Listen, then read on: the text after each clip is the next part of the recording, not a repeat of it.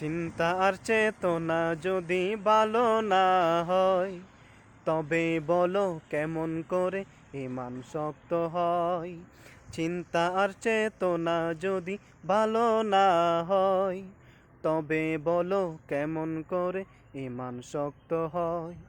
মুখে মুখে আল্লাহওয়ালায় অন্তর থেকে নয়, মুখে মুখে নবীওয়ালায় অন্তর থেকে নয়, অন্তর থেকে নয়। চিন্তা আর চেতনা যদি শুদ্ধ না হয়, তবে বলো কেমন করে ইমান শক্ত হয়। চিন্তা আর চেতনা যদি ভালো না হয়, তবে বলো কেমন করে ইমান শক্ত হয়। মুখে মুখে আল্লাহওয়ালায় অন্তর থেকে নয়, মুখে মুখে